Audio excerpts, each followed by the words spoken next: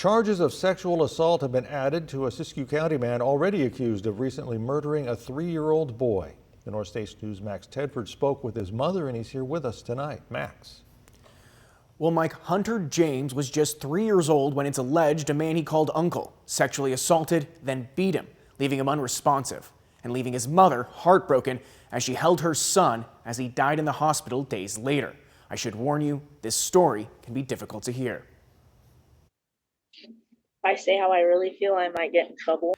The Siskiyou County Sheriff arrested Marion Spence Monday, June 16th, charging him with murder, assault on a child, and as of the 17th, sexual assault with an object. He was a trusted person, and Hunter grew up calling him Uncle Shaggy, and I never, ever thought he would do anything like that. There were no signs. Katie McCaw says Southard grew up with Hunter's father, Tyler Cook, which is why they felt comfortable leaving Hunter in his care when Tyler needed to take his 2 other children to appointments and then his mother to the emergency room.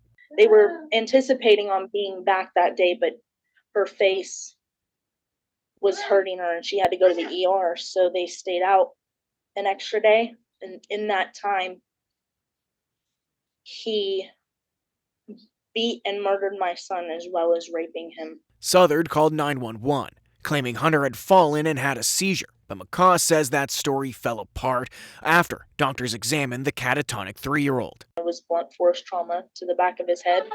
There was bruising consisting of being strangled.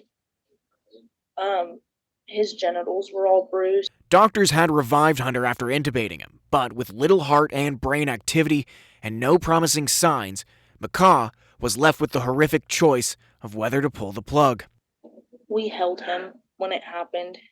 When I heard them clamp the tube, I just went hysterical. I broke down because I knew that was it. Southard was arraigned Wednesday afternoon, and while McCaw knows justice will come, it will never remove the loss of her son. I keep the shirt that I held him in folded up because there's his eye boogers on it. There's a little green mark from his eye boogers, and on the bottom there's his little snot marks from where I wiped his nose. The Siskiyou County Sheriff says they are still investigating and asks anyone with information to reach out. McCaw has started a GoFundMe to help pay for Hunter's cremation. We'll have more info on how to support her on our website, krcrtv.com.